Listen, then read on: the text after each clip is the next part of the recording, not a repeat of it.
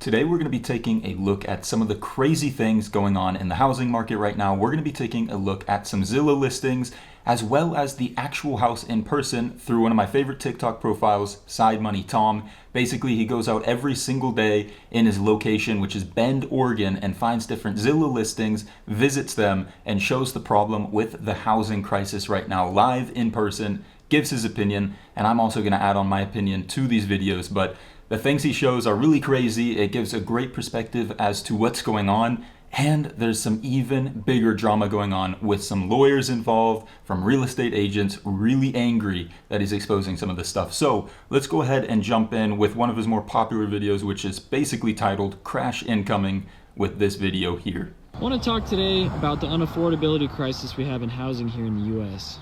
So these homes right here are listed for between $920,000 and $1.2 million. And of course, he just shows the listing here on Zillow. So 900K, 1.3 million.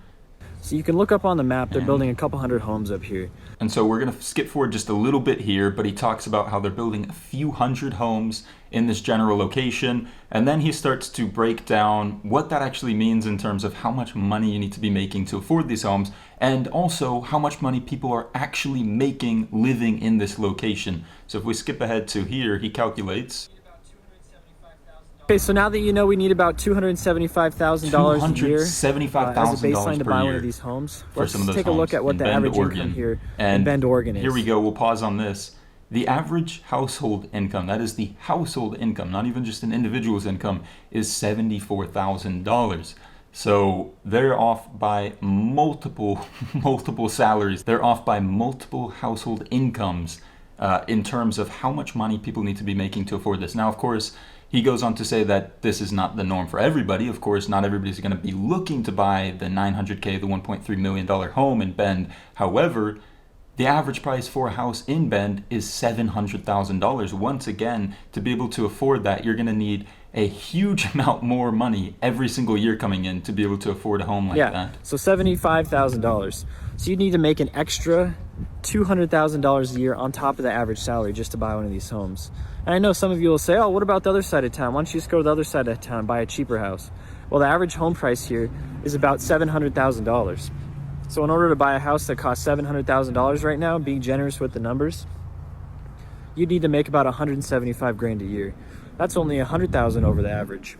And so as you can see there, if you actually do run those numbers, you're going to need about $175,000 to afford the average home price there. And that is just not the type of money that is available in a location like Bend, Oregon. Of course, there are going to be people that make more, but we're talking about averages. You need to look at the averages because that is who is living in this location, how much money people are making, and what houses are available. So essentially, there's a whole nother factor that he goes into, which is the fact that people use these homes for rentals, for vacation homes. However, if you look across the board at everybody's economic situation, for people that are going to be then turning around and renting these houses out for $5,000 a month, $6,000 a month, whatever it may be, that's even worse than being able to afford it in the first place because you're not even getting any equity out of that and you're just dumping your money into a fire pit.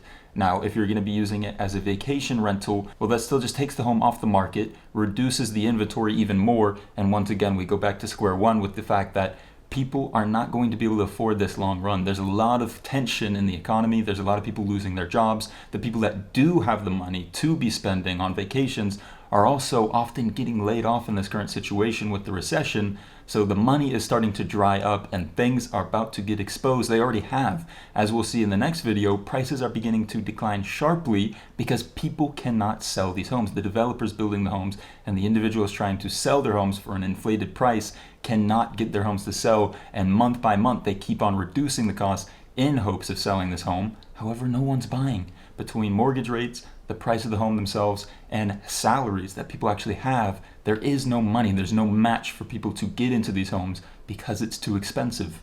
And while we're hoping for things to become more affordable, that's why I do want to thank the sponsor of today's video, which is Dossier. Dossier reproduces classic high-end luxury scents at a fraction of the price, keeping the exact same high quality by cutting out all the expenses and the brand tax. Dossier has also just released a new line of candles for the first time ever, and I have one to try here. First of all, I can tell you straight out of the box, it's an amazing smell, and there are currently 4 different scents that you can choose from. So if you are looking for a new scent for your home, Dossier candles are the way to go. There are free exchanges and returns forever. Dossier has a welcome offer with up to 20% off the website. However, you can get up to 30% off your first order by using the discount link in the description of my video. Dossier has a new payment method that lets you earn store credit. Select cash at the last step of the checkout and you can earn yourself a $10 bonus credit and even get rewarded with 10% store credit on every order after that. So let's take a look at this video here. This one is basically titled 30% price drop. The housing market's crashing. Prices are dropping faster than ever before in history. This house right here represents the crashing of the top end of the US housing market. Now I can't really go down there and show you because it's a big private driveway, but let me explain to you guys what I'm talking about here. So this house down here has been listed all the way since last June. Yeah, that's right, June of 2022. They hopped on the bandwagon of trying to get out with way more. And maybe they started out listing too much, but this one's crazy to me. It started at $2.5 million, and I'll run through all the price changes here with you guys. But since then, they've dropped it all the way down to 1.9, which shows me an adjustment in expectations here for these guys of almost 30%. Yeah. So dropping a home like that by 30% is very telling because one, it shows you that the people making the money to be living there are not living in Bend. The people that are going to be using that as a vacation home, well, that's a more niche market. There's not many people that are interested in a price like $2.5 million for that home. And finally, for the people that are going to be renting it, redeveloping anything, renting it out as a vacation home, there's just no money there. They have to drop the price because no one's interested. They probably have weighed their options on doing that themselves, and they still just can't come up with the reasoning for it being $10,000 a month or maybe $1,000 a night as a vacation home because no one has the money to spend on that. It's coming back to reality. Of course, these prices are still super inflated. They have to come down a long ways to make this make sense, but we're seeing that begin with a 30% price reduction in a house like this. And of course, that's just the higher end houses. There are lower end houses that are also doing the same thing, which I'll show you guys a video of now.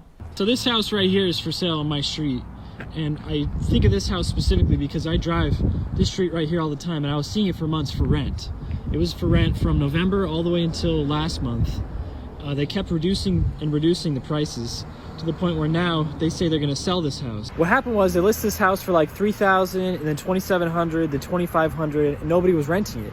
So now they decide, okay, I guess we're just going to try and sell it. And so I'll jump in real quick here. As you can see, people are trying different things. They were trying to rent this house, which is a nice little home, but it's nothing special. If we're going to be objective about it, it's a very average home, potentially even under average, depending on different communities. And they're trying to rent it for $3,000, $2,700. And the people who are going to be renting this home to live there are not making the money to cover that.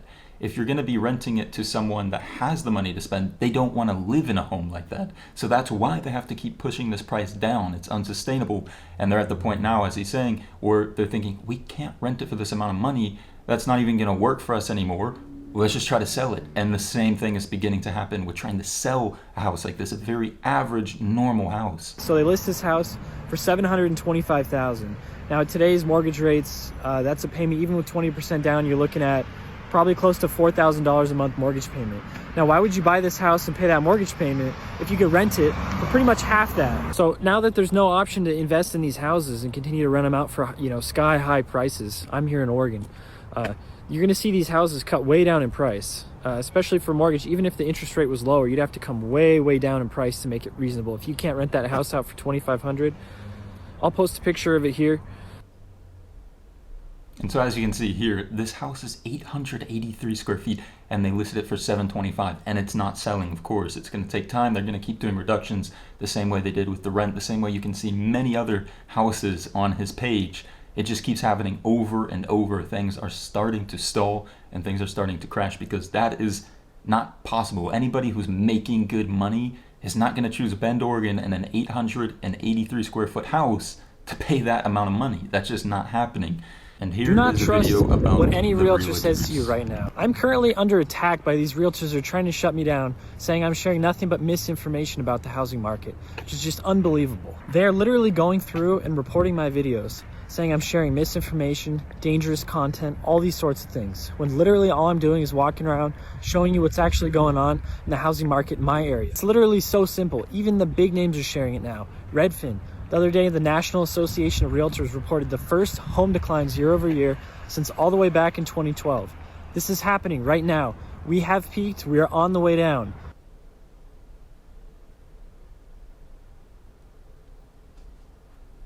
No matter what, it seems they're not going to admit it. They're going to fight it till the very end when they have to lose their job or they get laid off because they can't get any home sales. Suggesting for you guys, do not fall for it. If you want to sell or... And so, of course, you can't blame realtors for wanting to protect their job. However, doing these types of things to a guy that's literally just finding the listings on Zillow, of course, very public, walking down the street, once again, public, and just bringing up, some of the numbers, some of the facts, there's nothing wrong with that. He's just kind of sharing information like anything else, and they're between reporting videos, classifying it as misinformation, saying that he's falsely claiming things. Like, he's just sharing his opinion, sharing realities even, and the facts of some of these numbers on the houses. So with that being said, it is definitely a crazy situation. It'll be interesting to see how it plays out. That's just one location, and things look like this all over. Some of those numbers are going to be even more inflated because of Bend, Oregon. Just in the current climate right now, it is still a destination, if you will, but not anywhere near what they're asking for. It's not something like the Bay Area in California or anything like that. So those are some of the interesting facts from Side Money Tom there. I do want to go ahead and link him, of course, in the description of the video, but it's an honestly ridiculous situation. Hopefully things cool off even more. This is unsustainable, of course, so things need to change. No one's going to be able to afford these things long term, especially with the fact that people are getting laid off, losing their jobs. Let me know what you think about it in the comments down below. And other than that, thank you so much for watching. I'll see you later. Peace.